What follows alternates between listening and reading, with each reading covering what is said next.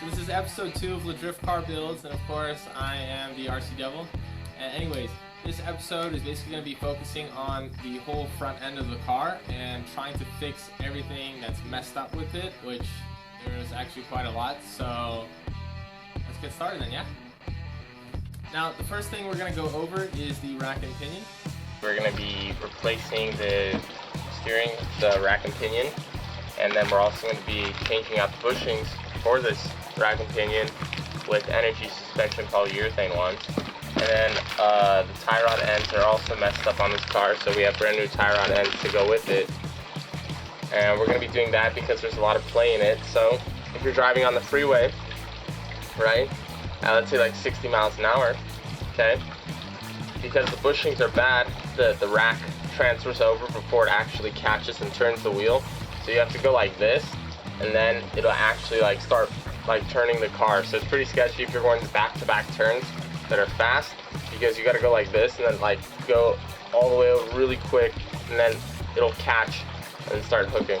So for example, that's 90 degrees basically of play, so a quarter turn. That's why we're going to replace that. That's mainly the bushings fault, as well as the tie rod ends, because the tie rod end on the passenger side of the car is zip tied, and then the tie rod end on this side of the car is just torn apart and blown. And then the steering rack, the inner tie rod ends, the boots for them are torn, and they seem to be dripping some oil out of them. So I'm just going to say that the seals are blown on it, plus the car has 170,000 miles, so it's about time we replace it anyways.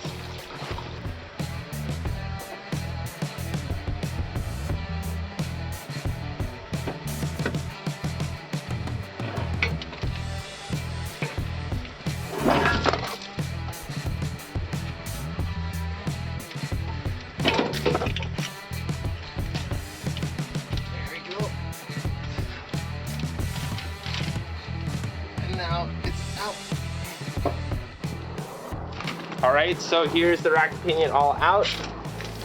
Okay, so this is what the old bushing was. That was over there on the passenger side. So that's where all the play was coming from. On the driver's side, like the bushing is basically in pieces like this. So that's not really doing anything. You can just like, here, I'll show you. That's the bushing on that side. Okay, and then all these boots were torn.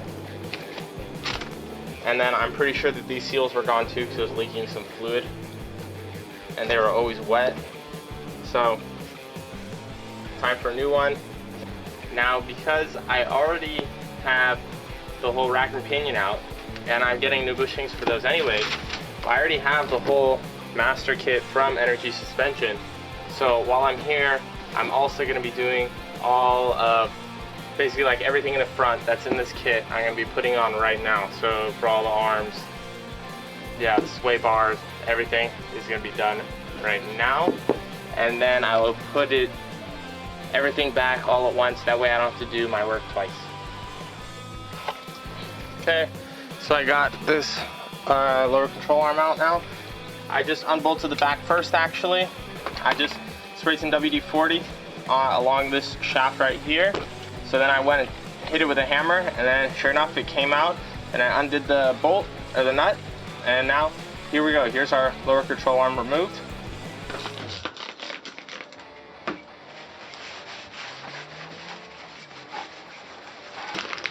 What I'm going to do is burn these old bushings out, because it is almost impossible to try and hammer them out.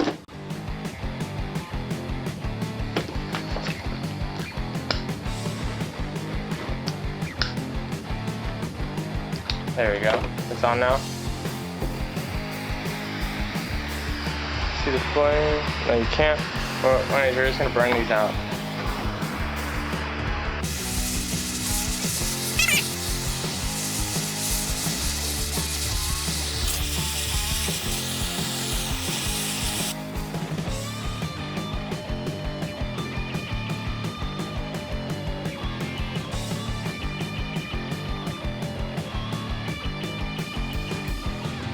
is what's left of the old bushing. That just fell out right now. And here is the sleeve. It's on the inside. Okay, now we're just gonna wait for this to cool down. I'm gonna go ahead and do this one, and then after that we'll install the energy suspension components into the arm itself.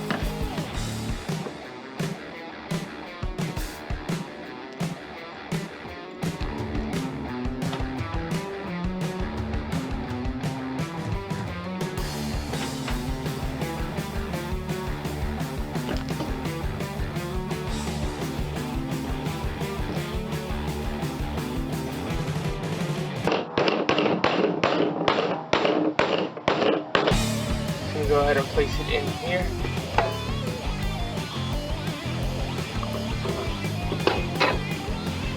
Alright, so it's in there. Like I said, my tension rod is aftermarket. Not only that, but it's for an S14, and it's from the previous owner. And as you can see here, rather than just buying an S13 one, you bought an S14 one and ended up drilling another hole over here just so we can fit it, because the S14 one is longer than an S13 tension rod. So I'm gonna end up replacing that probably this week, but just for now I'm gonna go ahead and put this S14 one back in.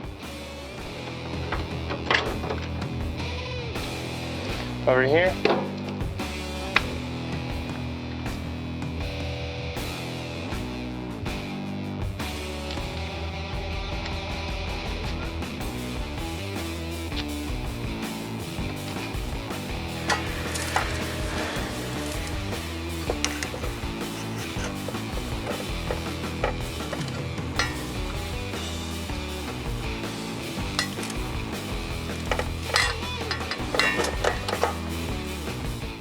After putting the rack and pinion in place, I had to get all new sway bar end links, and that's because the driver side sway bar end link was bent and the passenger side sway bar end link wasn't even there.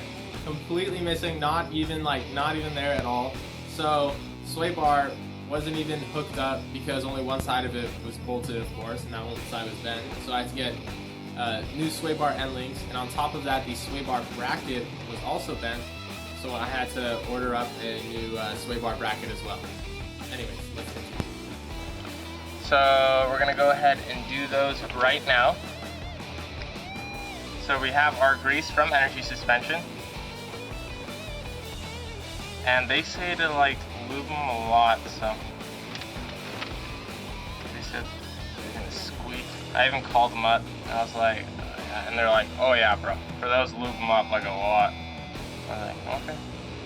And he said, also, if you guys are curious, Energy Suspension said basically anywhere that's meeting from metal to polyurethane, you're gonna want to put some grease on just because it can be really squeaky. Hard to use it.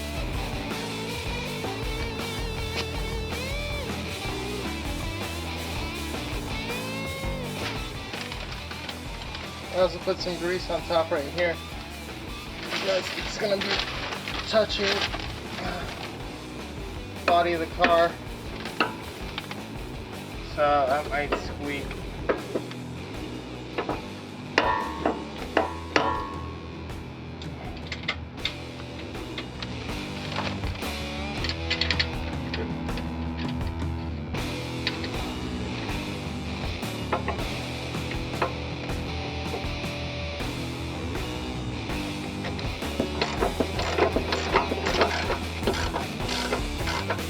Now when I put everything back on the car and bolted it up, I noticed that my front wheel was pushed back a little bit on the driver's side of the car. And so I took a look at the cross member, and it also looked to be bent back from that area. So I went ahead and ordered a new unbent front cross member to go ahead and replace the one in my car. And in order to do that, I basically have to unbolt every single thing that I just bolted onto the car in order to replace that front cross member.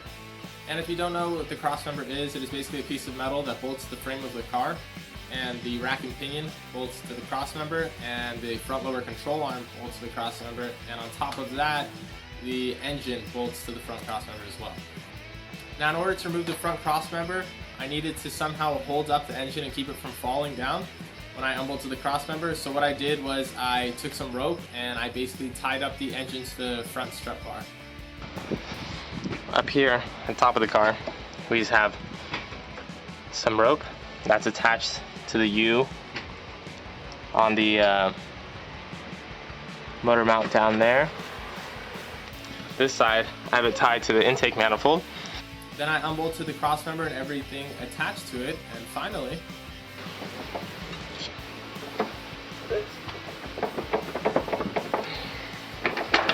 there we go. Okay, so here are the two crossmembers. The one on the right is the one that is new, or at least to my car.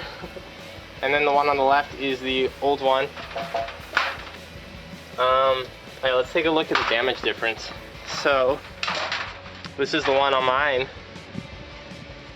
Okay, you see how this is bent all the way out? And then on the good crossmember, these are both straight. So, what this ended up doing was moving the left side of the car, that control arm, back about an inch.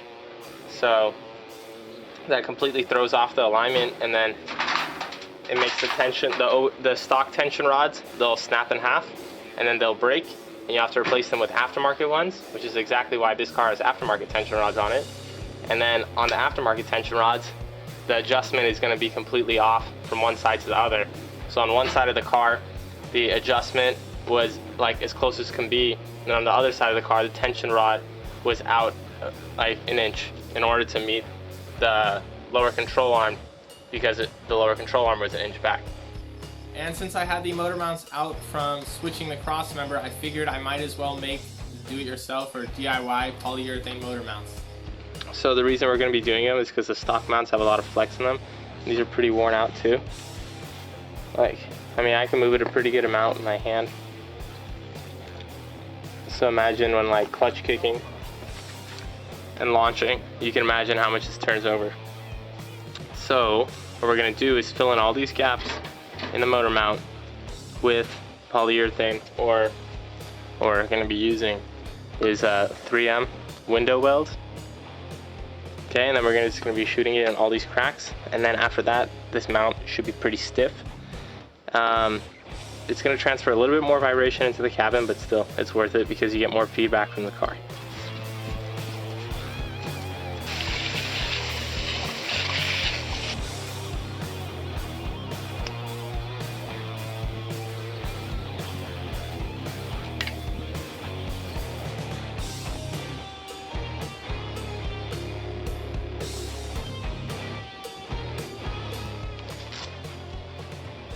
Alright, so of course when taking these out of my car, there was only 3 nuts holding the motor mounts on, even though there's 4 bolts on the mounts. So that means one of them, as soon as I jacked up the engine, the mount just fell off.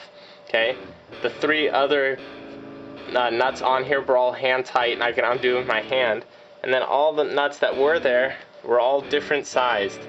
So went to Home Depot, so I got those nuts. Then I got lock washers for it, and then I also got regular washers. So then when I put in all these motor mounts, I'm going to go ahead and put in a nice big washer, then a lock washer, and then on top of that I'm going to put in my nut. So hopefully that'll solve my issue with any of the mounts getting loose or anything. One done. Okay, so the motor mount is in. And then I slapped the new crossmember back in.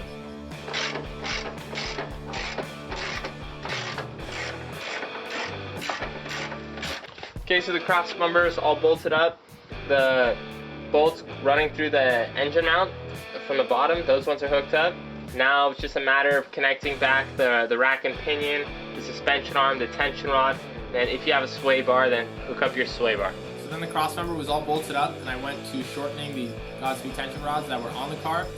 Now remember, it wouldn't fit into the OEM hole on the car because the guy, the tension rods are too long, so then he just drilled new holes in it. So I went and got ISIS tension rods that I thought were going to fix the problem, but they were also just as long as the Godspeed arms. So I went ahead and returned the ISIS tension rods and just cut the Godspeed tension rods to fit.